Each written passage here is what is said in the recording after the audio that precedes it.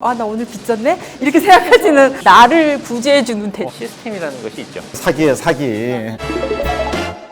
돈으로 행복해지기 위한 돈 인문학 토크쇼 돈은 머니. 금융과 행복 네트워크의 의장 정운영입니다. 명지대학교 경제학과 김두월입니다. 희망 만드는 사람들 대표 김희철입니다. 쭉 고정 한국금융복지정책연구소 박원주입니다. 안녕하세요. 네, 두 번째 시간입니다. 대한민국 사람들 왜 빚지고 있는지에 대한 이유, 그다음에 어떻게 하면 그 빚을 어떤 수단으로 돈을 빌리는 것에 대한 여러 가지 정보나 생각들 나눠보도록 하겠습니다. 자, 우리가 살고 있는 이 빚이 굉장히 이제 누구나 다 빚을 지고 있고 어떻게 보면 부채 라이프라고 할 수 있는데요. 왜 이렇게 우리는 빚지고 살고 있을까요? 네, 나쁜 의미는 아니고요. 네, 빚을 지는 여러 가지 다양한 이유에 대한 이야기를 해주세요.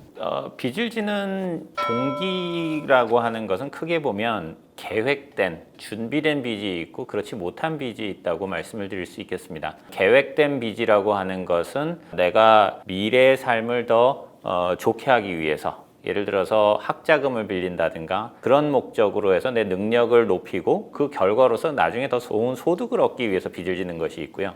또 하나는 소비 목적이긴 한데 비싼 물건을 살 때 자동차라든가 가구라든가 이런 걸 사기 위해서 미래 소득을 잘 계산해서 이 정도를 살 수 있겠지라고 해서 물건을 사는 것이 있죠. 이런 계획된 빚을 지는 것은 우리의 삶을 매우 윤택하게 만드는 중요한 방법이라고 할 수 있는데, 또 한편으로는 예기치 못하게 지게 되는 계획 밖의 빚을 지는 경우들이 있습니다. 뭐 갑자기 실업을 하게 된다든가 아니면은 아프다든가 그래서 일을 못 하게 되니까 절박한 시점에서 빚을 지는 경우들이 있고요. 이런 문제들을 해결하는 방법은 우리가 저축을 한다든가 아니면 국가적으로 좀 더 사회 보장을 확대하는 방법으로 해결을 해야 되는데, 이러한 빚에 실제 존재하는 많은 빚이라는 것은 수백만 가지의 종류가 있겠지만 크게 보면 이렇게 나눠볼 수 있지 않을까 생각을 합니다. 빚을 지는 이유에 대해서 이제 학문적으로 분류를 해놓은 게 있어요. 그게 이제 처음에 생활비, 그러니까 이런 소비성 부채, 그 다음에 하나가 이제 투자형 부채, 뭐 예를 들어서 뭐 주식이든 뭐든 투자하기 위해 지는 부채. 세 번째가 사업형, 그러니까 사업하기 위해서 사업 자금으로 부채를 지는 경우. 그 다음에 하나가 유흥방탕형. 유흥방탕형은 어디에 돈을 쓰는 거예요? 제가 자세히 가르치드려요. 마지막으로 하나가 아프거나 다치거나 간병비나 이런 형, 이렇게 분류를 쭉 해놨더라고요. 이 중에서 점점 그 규모가 증가하고 있는 게 생활 소비형. 그쪽에서 이제 그거는 사실은 다른 거에 비해서는 자금이 그렇게 크지 않잖아요. 그럼에도 불구하고 아까 우리 1편에서 얘기 나눈 것처럼 삶의 소비 수준이 높아지고 소비할 게 많아지는 세상이 되니까, 그리고 이제 소득이 안정적으로 유지되기가, 가처분 소득이 점점 떨어지고 있기 때문에 그걸로 인한 생활형 소비 대출이 많은 것 같은데, 이제 그게 점점 문제가 되고 있다라는 얘기를 연구 논문에서 본 적이 있어요. 그래서 요즘에 빚을 지는 이유는 아까 교수님 말씀하신 거, 그리고 제가 정리한 거, 이런 것들 때문에 빚을 지는 그렇게 거죠. 복잡하게 보지 말고 그냥 쉽게 보면요. 네. 대학생 때부터 빚이 시작돼요. 요즘 아이들. 그래서 요새 워킹 푸어라 그래. 열심히 일하는데 다 빚을 갚기 위해서 살고 있는 거예요. 근데 왜 대학생 때부터 왜 빚을 지냐면 학자금 대출. 결혼하게 되면 렌트 푸어가 돼요. 전세자금 대출. 그다음에 애 낳으면 이제 또 에듀 푸어가 돼요. 애 학자금 때문에. 애 키우느라고 벌써 초등학교만 들어가도 빚을 져요. 그 다음에 하우스 푸어가 돼요. 그 사이에 또 미래에 대한 불안 때문에 보험을 많이 더 인슈 푸어가 돼요. 거기다 카 푸어가 나오고, 그나마 푸어가 안 되면 마인드 푸어가 나와요. 마인드 왜냐면 푸어요. 남들 때문에 내가 비참한 것 같아서 또 빚을 내야 되는. 그래서 빚을 권하는 사회고 빚이 이제 생활에 되는 사회고, 거기서 이제 컨트롤을 어떻게 하느냐 그 차이 가지고 있는데, 사실은 이게 사회 구조적으로 빈부의 격차가 심해지는 것도 이 빚에 대한 문제를 심각하게 만드는 큰 요인 중에 하나긴 해요. 그러니까 자본주의 사회에서 돈은 빚이다 뭐 이런 말도 있고, 그거에 의해서 금융이 빚이다 이런 말도 있는데요. 이렇게 다 어느 정도의 그 어떤 이유에서든지 저희가 빚을 지면서 살아가고 있잖아요. 그런데 만약에 어느 날 야, 이러니까 부작용이 너무 많아, 그러니까 빚을 빌릴 수 없는 시스템으로 만들자 해가지고 못 빌린다면 어떻게 될까요? 안 되죠. 일단은 못하는 게 뭐예요? 일단 빚을 못 빌린다. 그런 신용카드 다 없애버리는 거예요? 신용카드 없애는 거죠. 그 자본주의가 무너지는데 이 사회에 100만 원을 갖다 돈을 화폐를 발행했단 말이에요. 그 돈이 은행으로 100만 원이 들어가잖아요. 그럼 거기서 대출이 일어나잖아요. 뺑뺑 돌잖아요. 그럼 누군가 100만 원 빌려 썼다가 이자가 10%는 갚아야 되잖아요. 110만 원 있잖아요. 근데 이 사회에 있는 돈은 100만 원밖에 없어요. 그러면 일부는 파산하게 되게 있어요. 자본주의 구조가 그렇게 돼 있어요. 일부 파산하는 사람은 누가 파산하냐? 우리 찾아오는 힘든 사람들이 대부분 파산하게 돼요. 자본주의 구조가 그렇게 돼 있어요. 너무 깊이 들어가나요? 아니요, 괜찮은데요. 그래서 어찌됐건 간에 제가 이 질문을 드리는 거는 저희가 지금 자본주의 사회에 살면서 이미 성장해오고 그 속에서 어떤 삶들을 나름의 선택하고 있잖아요. 이제 이랬을 때 빚이라고 하는 것이 저희 시스템에 이미 들어와 있고 잘 활용해야 된다는 게 중요하다는 말씀을 드리려고 한 거고요. 그러니까 이 행복이라는 것이 자본주의 사회 행복은 자유로운 어떤 선택을 통해서 빚의 수단을 잘 활용해서 자유로운 선택을 하는 것이기 때문에 이게 잘 통용돼야 될 것 같아요. 어찌됐건 간 돈이 잘 원활하게 굴러가야 되잖아요. 그러면 빚이 필요한 사람들이 어떤 사람에게는 잘 빌려주고요. 모든 사람이 나 돈 필요해서 똑같이 빌려주지 않잖아요. 어떤 사람은 잘 빌려주고 어떤 사람은 잘 못 빌리게 되는 이런 이제 이걸 뭐라고 하느냐, 뭐 신용 이렇게 이야기하는데요. 교수님 거기에 대해서 좀 말씀을 해주시죠. 빚이라고 하는 것은 돈을 빌려주는 사람을 전제로 해서 일어나는 현상이죠. 그렇게 했을 때 돈을 빌려주는 사람의 입장에서 보면은 내가 돈을 빌려줬을 때 그로부터 이자 소득을 얻을 수 있다는 기대에서 돈을 빌려주는 경우들이 많고요.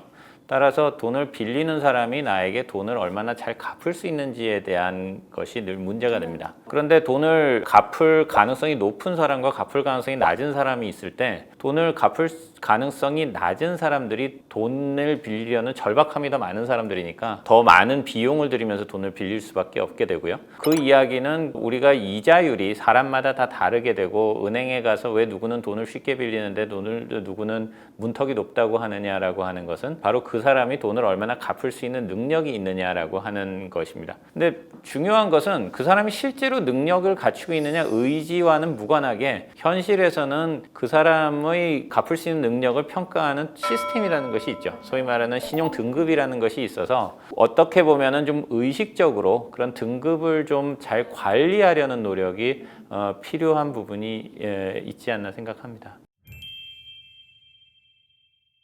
뭐 실제 능력보다는 그 신용 등급이라는 시스템에서 자기 잘 받기 위해서 노력해야 되는 어떤 하나의 어떤 그런 구조가 있다는 거죠. 소비 측면도 마찬가지인 것 같아요. 예를 들어서 우리가 흔히들 누구나 사용하는 플라스틱 마니 신용카드라는 게 있잖아요. 신용카드도 아까 교수님 말씀하신 내구재, 예를 들어서 냉장고 하나를 샀는데 목돈으로 일시금으로 사지 않으면 할부라는 걸 하잖아요. 그 판매자 입장에서 보면 물건 먼저 가고 돈은 아직 못 받은 상태니까 상환하지 못할 거에 대한 굉장히 큰 페널티를 만들어 놓죠. 그게 일종의 뭐 연체 수수료, 그다음에 뭐 나중에 문제가 심지어 할부도 이런 문제들이 발생하잖아요. 그러니까 우리가 돈을 빌릴 때는 항상 생각해야 되는 게 이걸 내가 잘 갚는 것도 중요하고, 그리고 갚지 못했을 때 페널티가 엄청 클 수 있다는 걸 늘 염두에 둬야 될 것 같아요. 우리처럼 이제 힘든 사람 상담하는 입장에서는 이 신용 등급의 함정에 대해서 또 한 말씀 하고 넘어가야 될 것 같아요. 왜냐하면 대학생들이 사회 나오면 신용 등급이 5등급이나 6등급 시작돼요. 그러면 은행에서 안 빌려줘요. 이게 원래 자산이나 되게 많아도 빌린 히스토리가 없으면 신용등급이 낮잖아요. 5등급, 6등급이 안 빌려줘요. 그리고 중소기업체 있으면 또 안 빌려주고.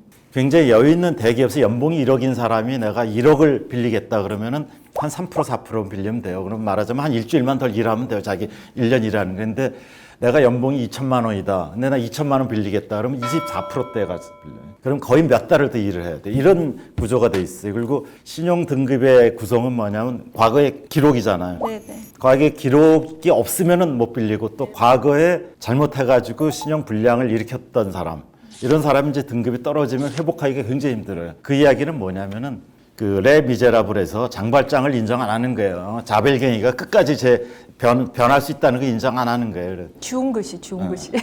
그래서 이제 그런 사람의 변화를 인정 안 하는 신용 등급의 함정이 있어요. 그래서 요새 대안평가에 대한 이야기도 나오고, 원래 이제 신용 등급 매긴 거는 저희 같은 은행원들이 대출해주기 편하게, 이게 예전에는 은행 대출도 기업 대출이었고 개인 대출에 대한 기회가 굉장히 작았어요. 근데 나중에 이제 개인 대출을 활성화시키려다 보니까는 시간을 빨리 소화를 시켜야 되니까 그러다 보니까 신용 등급제도 만들고 스코링 시스템 만들고 하다 보니까 이제 효율성이라든지 이런 건 굉장히 커졌는데 이제 소외 계층을 만들어내기 시작한 거죠. 그래서 억울하게 당하는 사람들이 나오기 시작한 거죠. 그래서 이제 뭐 미국에서도 그런 게 많이 일어나잖아요. 저 사람이 굉장히 좋은 사람이다. 그리고 성실한 사람이고 잘 갚아가는데 사실 신용등급에 대한 관리 이런 것들이 잘 안 돼서 더 돈이 필요할 때 높은 이자로 한다라고 해서 최근에 이제 말씀하신 이런 대한신용평가에 대한 것도 나오고 있는데요. 어찌됐건 요즘에 그러다 보니까 빚을 지는 수단이 되게 다양해진 것 같아요. 우리 이제 신용카드로 물건 사고 하는 건 늘 일상적으로 있는 일이지만 저희가 신용카드로 뭐 사면서 아, 나 오늘 빚 졌네? 이렇게 생각하지는 않거든요. 그래서 요즘에 이제 뭐 여러 가지 핀테크나 이런 것들도 있고 꼭 은행에서 돈을 빌리는 거 말고도 있고 이렇게 너무 수단이 다양해져서요. 대표님께서는 그 20대, 60대 이상의 그 빚의 어떤 수단들이 좀 달라진 것 같아가지고 그거에 대해서 좀 말씀을 해주세요. 빚의 수단이라는 게 굉장히 빠른 금융이 됐어요. 빠른 금융. 은행 있죠, 제2금융권 있죠, 대부업체 있죠. 뭐 돈 빌리는 건 너무너무 쉬워요. 그리고 각종 방법들이 다 나와 있어요. 핀테크의 발달도 이게 빠른 금융 빨리 빌려주고 하는 건데 금융의 본질은 빠른 게 필요한 게 아니에요. 바른 게 필요한 게, 제대로 된 게. 근데 그거에 대해서 되게 아쉽게 생각하죠. 왜냐하면 핀테크라는 게 전부 기술 혁신을 통해서 빨리 빌려주고 빨리 하고 돌아가는. 그러니까는 돈에 대한 판단이라든지 자기를 되짚어 볼 시간을 오히려 못 갖고 그냥 순간순간 판단해야 되고 그게 지금은 빠른 금융이 잘못된 금융을 일으키는 지름길이 되고 그것 때문에 망가진 사람이 점점 많아지는 이런 사회가 됐어요. 그러니까 빠르게만 결정하지 말고 이게 진짜 맞는지를 잘 판단할 수 있어야 되는데 저희가 뭐 사실 저희가 빨리빨리잖아요. 그러다 보니까 이것도 좀 빨리 결정하게 되고 다 잘못된 의사결정하게 되는데 꼭 그런 거 말고도 뭐 요즘에 최근에 좀 괜찮은 이런 어플리케이션 이런 것들이 많이 있지 않나요? 그런 거 많은데 기본적으로 비슷한 생각인데 그 모바일 간편 대출 이런 광고도 많이 하고 많잖아요.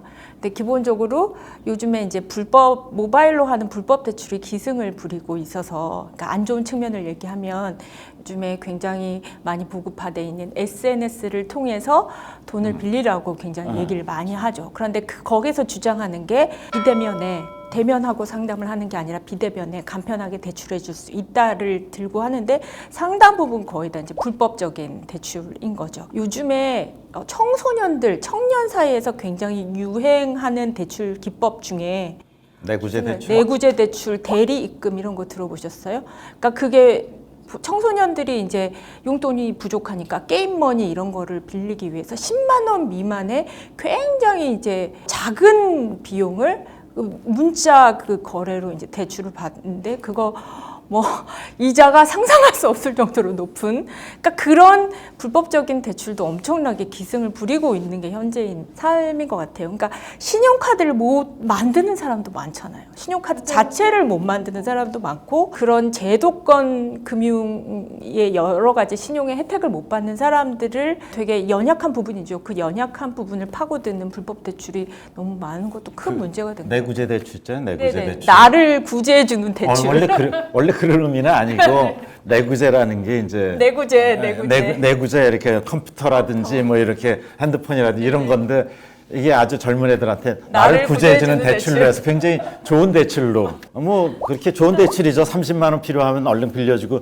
일주일 뒤에 50만 원 갚으라고 하는 거니까 좀 쉽게 갚을 것 같거든요. 그때는 쉽게 갚을 것 같죠. 그래서 이제 빨려 들어가기 시작하는 거죠. 그래서 뭐 요즘에 전당포 대출 이런 거 들었는데요. 교수님 요즘 실태를 알고 계세요? 그런 전당포 많이 가서 오히려 그건 훨씬 더 옛날부터 있었던 거예요. 명품 가방. 명품 가방 맡기고. 근데 제가 듣기로는 요즘에 제일 잘 되는 그게요. 핸드폰이래요.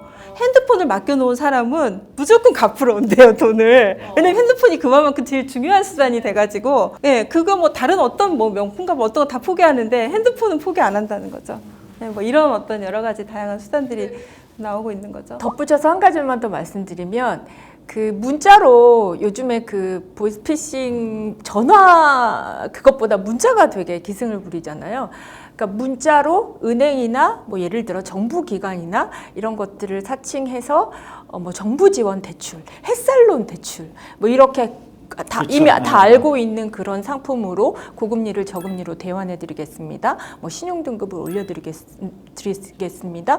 이런 문자가 엄청 많이 와요. 그런데 이제 돈이 부족하다고 느끼는 사람은 그걸 보면 솔깃할 수 있어서 링크를 열어본다거나 이런 걸 하기 때문에 기본적으로 모든 금융사에서 내가 먼저 요청하지 않은데 대출을 권하면 다 불법이거든요. 근데 그런 것들을 알고 자꾸만 대출 권하는 거에 좀 경각심을 가지고 심지어는 이제 페이스북 같은데 뭐 국민의 뭐 활성화를 위해서 경제 활성화 정부 지원해 줍니다. 해가지고 쫙 하면 거기 또 많은 사람들이 댓글. 좋아요 맞아요. 댓글을 달아줘요. 근데 이게 사기예요, 사기. 전부 사기예요. 맞아요.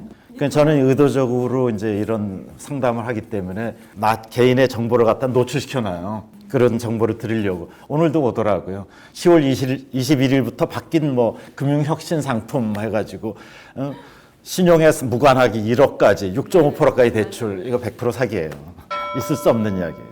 그런데 이제 돈이 필요한 사람들은 되게 급하니까 그런 거라도 좀 이렇게 부여잡으려고 하게 되는 것이고, 그만큼 수단이 많아졌다는 것은 그만큼 돈을 많이 빌리려는 사람들이 많아졌고, 그런데 다 빌릴 수는 없는 상황, 제도권 내에서 이제 이런 것들이 문제가 되고 있는 것 같습니다. 그래서 어떻게든지 간에 이 빚이라는 게 개인의 영역을 컨트롤할 수 있는 걸 넘어선 것 같아요. 그런데 이제 금융위기가 오거나 경제위기가 오면 어차피 채무자들이 그걸 갚아내야 되는 것이기 때문에 저희가 이런 것을 그럼 빚을 지지 말자 이렇게 살 수 있는 사회가 아니기 때문에 어떻게 하면 이 부채 관리를 잘 할 것인가에 대한 전략과 방법은 다음 시간에 또 이야기를 나눠보도록 하겠습니다. 금융위기가 오거나 경제위기가 오면 빚을 지는 이유에 대해서 그럼 일부는 파산하게 되겠죠. 소위 말하는 신용 등급이라는 것이 있어서